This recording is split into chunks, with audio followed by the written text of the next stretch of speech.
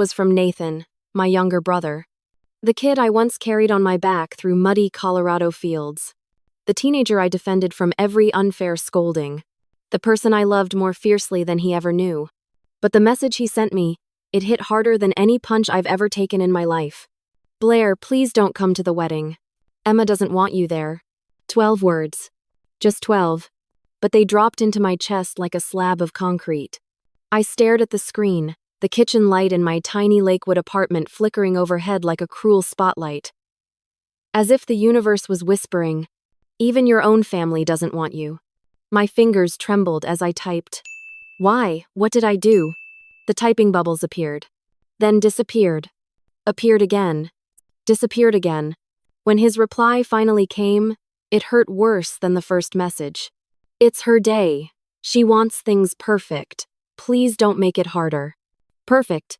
So my existence, my face, my presence, my entire being didn't fit into perfect. Not for him. Not for his bride. Not for the family I once broke myself trying to hold together. I swallowed hard, trying not to throw my phone against the wall. I wanted to call him and scream, "Do you really think I'm that disposable?" But I didn't. I didn't say anything. I just stood there, frozen like a mannequin in the wrong window. The day of the wedding arrived. I sat alone on my peeling thrift store couch and opened the live stream on my phone. The ceremony was breathtaking, held in the Boulder foothills, with golden sunlight brushing the mountains. Everyone was there. Every cousin, every uncle, every family friend. Everyone except me. When the camera panned across the rows of guests, it stopped briefly on my mother, Linda Donovan. She leaned toward my aunt and whispered, loud enough for the mic to catch. "It's better this way. Blair always brings drama." The words punched straight into my stomach. I tasted metal on my tongue. To them, I wasn't a daughter. Wasn't a sister. Wasn't even a human being with feelings. I was a problem to erase. Then Nathan walked out.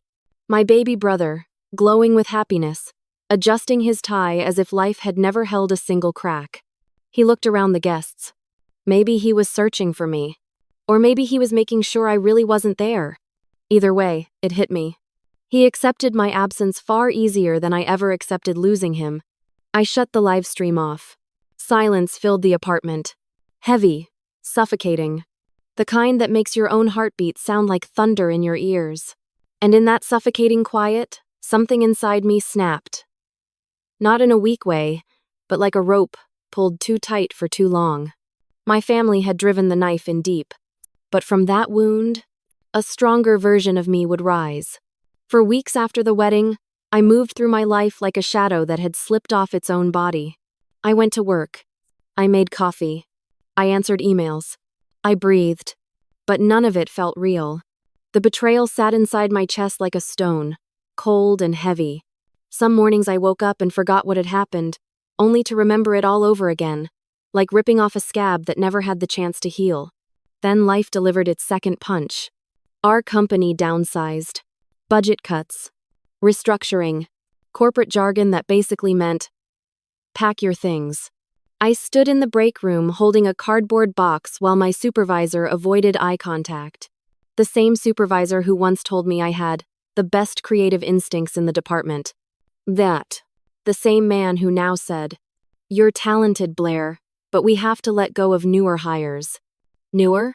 I had been there longer than half the team. But I didn't fight it. I didn't have energy left for anger. I just nodded and walked out of the downtown Denver office with the last pieces of a life that had started breaking long before that moment.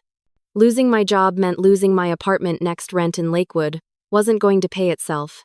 I sold half my furniture and moved into a smaller studio, the kind where you can touch the bed and the front door at the same time. It smelled like fresh paint and loneliness. But the worst part wasn't the job, or the move, or having to take a barista shift at a late-night coffee shop to stay afloat. The worst part was how people reacted. One afternoon, I ran into my ex-boyfriend, Tyler, outside a supermarket in Arvada. He looked at me like he had discovered a stain on a white shirt. "Hey," he said, smirking. "I heard you didn't even get invited to your own brother's wedding." Damn, that's rough. I didn't answer, but he didn't stop. "Guess Emma was afraid you'd make things awkward." Can't really blame her. He laughed. Like my pain was a joke. Like my family's rejection was gossip he could chew on. I walked away before I did something I'd regret. That night, alone in my tiny apartment, I scrolled through social media even though I knew it would hurt. And it did. Nathan had posted new photos. Emma had posted reels.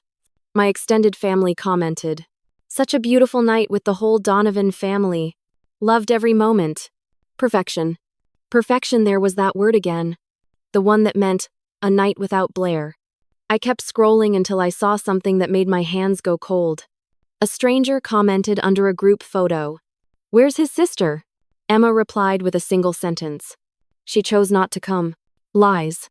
Clean, simples.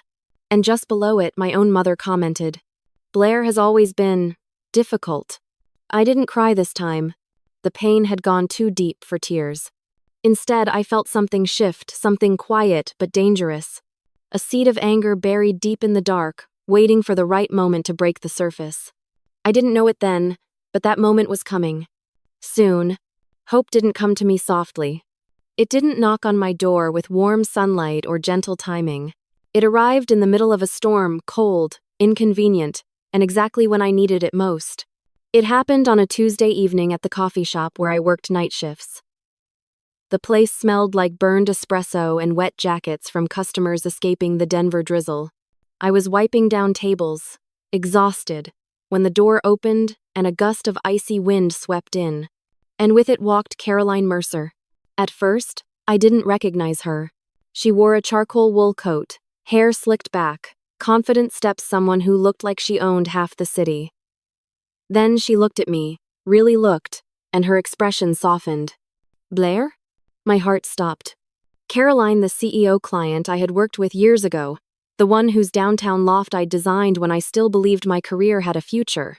"Wow," she said, setting down her umbrella. "I didn't expect to see you here." I forced a smile.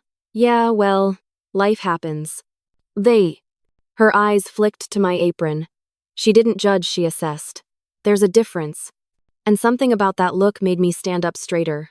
She ordered a black Americano, but instead of leaving, she sat near the counter, watching me, studying me. After 10 minutes, she spoke again.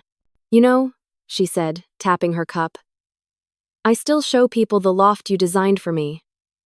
That project was one of the best I've ever commissioned." The compliment hit me harder than I expected. It had been a long time since anyone spoke about my work with respect instead of sarcasm. I cleared my throat. "Glad it worked out for you." She tilted her head, almost reading the exhaustion I tried to hide. "Blair, what happened?" I opened my mouth to lie, to say I was fine, that everything was temporary. But the truth slipped out before I could stop it. "My family cut me out," I whispered. "I lost my job. Lost my place. Lost everything." Caroline didn't flinch. She didn't give me pity. Instead, she gave me something more powerful. Honesty. "Then it's time you build something of your own," she said. "Something they can't take away. Something that doesn't need their approval." I stared at her, stunned. No one had ever said that to me. Not my mother. Not Nathan. Not even myself. She continued, her voice low and firm. "People who abandon you don't deserve front row seats to your downfall, but they'll sure as hell try to buy tickets to your comeback." Something cracked inside me, a quiet, seismic shift. Caroline reached into her bag, pulled out a business card, and slid it across the counter. "I'm expanding my design division. I need someone with your instincts. Come in tomorrow. Let's see what you can do." I looked at the card for a long time after she left. It felt unreal, like someone had turned on a light in a room I'd been stumbling through for months. That night, in my tiny apartment, I sat on the floor with the card between my fingers. For the first time in a long time, I felt the faintest spark inside me. Not hope. Not yet. But the beginning of one. The next morning, I woke up before the Sunday. Not because I wasn't tired, God knows I was, but because something in me was buzzing, restless, awake for the first time in months. I stood in front of the mirror in my tiny studio apartment. Same tired eyes. Same messy hair. Same woman who had been discarded by her own family. But something was different too. Something in the way I held my shoulders. Something in the way I looked back at myself. Not with defeat, but with a flicker of defiance. "Let's try again," I whispered. Caroline's office sat inside a renovated brick building in the River North Art District, exposed beams, glass walls, and the kind of minimalist furniture that looked expensive even without labels. I felt out of place instantly. Everyone here looked polished, confident, like they were born successful. And then there was me wearing my best thrift store blazer and shoes I had superglued back together. But Caroline greeted me like I belonged. She handed me a stack of mock projects. "Show me how you think." My hands were shaking when I started. But the moment I began sketching, something clicked. Muscle memory. Old passion. The part of me that had been buried under shame and heartbreak suddenly came roaring back. Caroline watched silently, nodding as I worked. After an hour, she said, "You're not just good, Blair. You're a force. Let me shape the rough edges and you'll be unstoppable." And that was the beginning. The transformation wasn't glamorous. It wasn't a movie montage with upbeat music. It was brutal. Early mornings, late nights, design drafts, revision, mistake, failures. Online classes at Community College of Denver, project management, brand identity, commercial staging. Gyms at 10 p.m., sketches at 2 a.m. Coffee at every hour. Humans should not consume coffee. I didn't have a social life. I barely had a life at all. But for the first time, the grind didn't feel like punishment. It felt like rebuilding. Slowly, my world shifted. I updated my portfolio. I got my first freelance client, a small cafe in Wheat Ridge. Then another, an office lobby in Aurora. Then a townhouse renovation in Highlands Ranch. Every project felt like reclaiming a piece of myself. And with each one, I realized something painful but necessary. My family wasn't my foundation. I was. But the real turning point came 3 months into my training. I walked into the studio one morning and found Caroline waiting with a folder. "Big client," she said, "and I want you to lead it." I blinked. "Me? Why?" She smiled, that sharp, assessing smile that always made me stand taller. "Because you're not the woman who got uninvited from a wedding anymore. You're someone they'll regret losing." Her words hit me right where the wounds had been deepest. And suddenly, the pain didn't feel like weakness anymore. It felt like fuel. That night, after finishing my proposal draft, I went home, stared at my reflection again, and for the first time, I didn't see a woman who had been left behind. I saw a woman who was climbing slowly, brutally, relentlessly toward something bigger, toward someone stronger, toward the version of myself that no one could erase again. Success doesn't arrive with fireworks. It comes quietly, first as a whisper, then a steady hum, and eventually a roar that even your demons can't talk over. My rise started exactly like that. The big client Caroline handed me? It was Aspen Canyon Lodge, a boutique mountain resort looking for a full redesign. The kind of project junior designers don't normally touch. The kind of project that could change a career. And it changed mine. I worked like a woman possessed, sketching concepts until my fingers cramped, driving up to Aspen at dawn to walk the grounds, designing rooms inspired by snowfall, pine scent, and the silence of Colorado forests. I poured every piece of pain, rejection, and longing into those designs. When the executives reviewed the final proposal, they didn't just approve it. They hired me as lead creative architect for the entire renovation. That title? I had never allowed myself to imagine it. Caroline clapped me on the back afterward.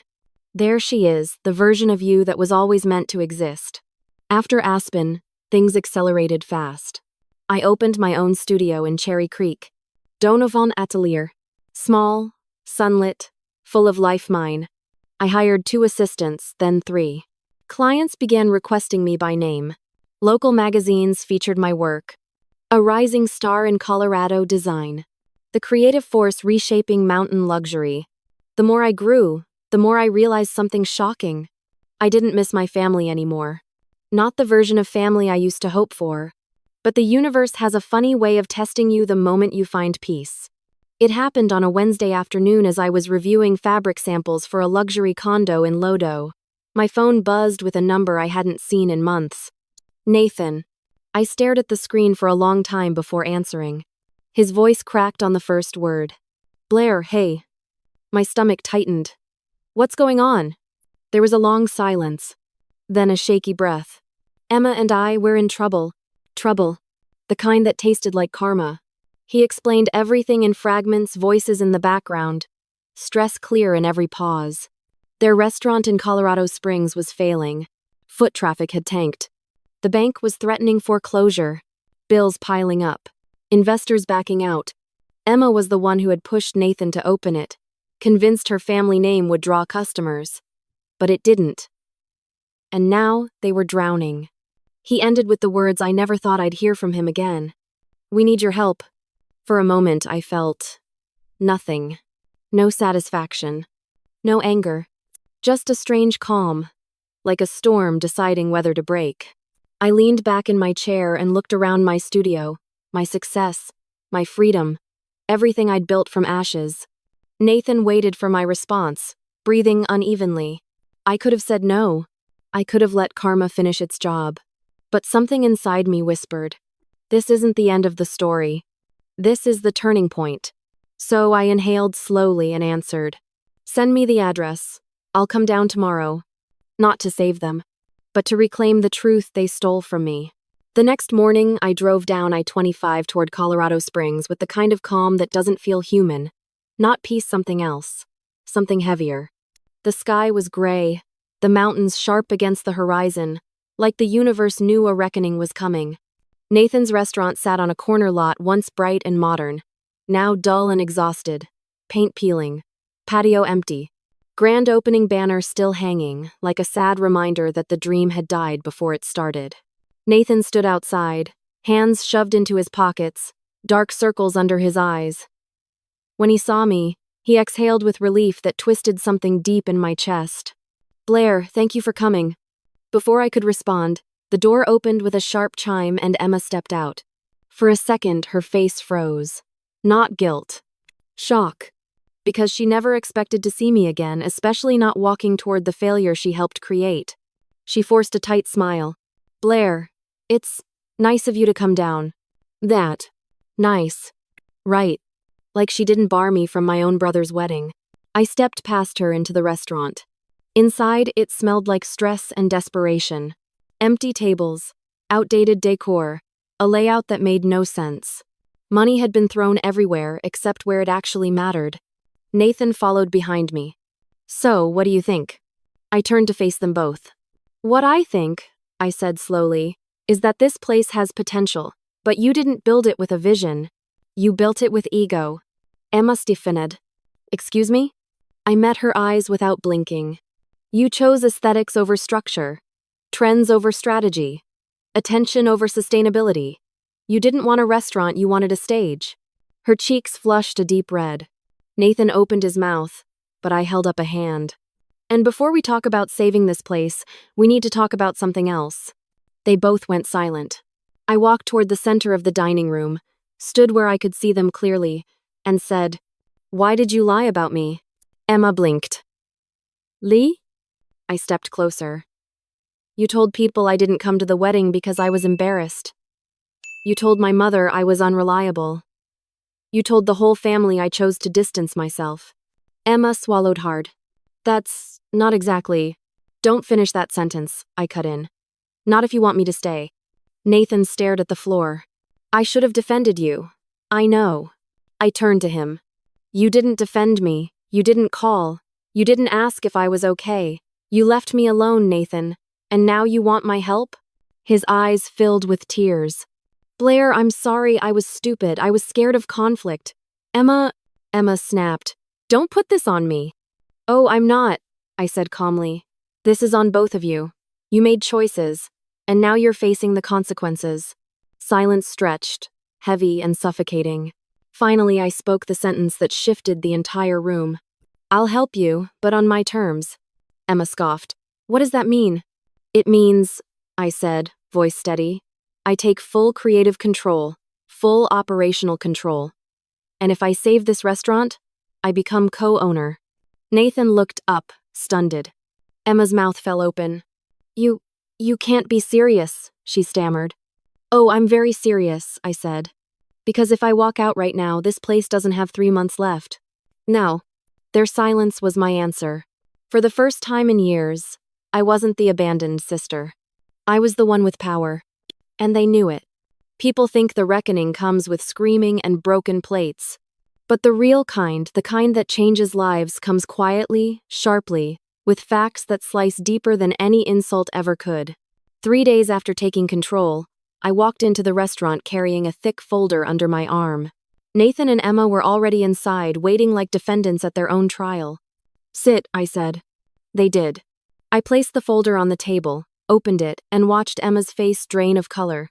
Inside were bank statements, loan documents, invoices, and signatures hers. "You've been lying," I said, "not just to the family, not just to Nathan, but to the bank, to investors, and to yourself." Emma's jaw tensed. I don't know what you think you found." "Oh, you know exactly what I found." "May." I lifted a document. Loan number 6749 F, $30,000. Signed under Nathan's name except the handwriting belongs to you. Nathan's head snapped toward her. "You did what?" Emma opened and closed her mouth like she was drowning for air. I kept going. "Then there's the supplier contract."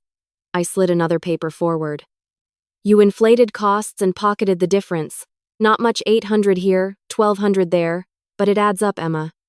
Nathan looked sick. "And this," I said, pulling out the final sheet, "is the kicker. A personal guarantee form. Signed by Linda Donovan." "My mother," Nathan whispered. "Mom knew?" I nodded.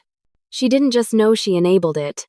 If this restaurant collapsed, the debt wouldn't just fall on you two.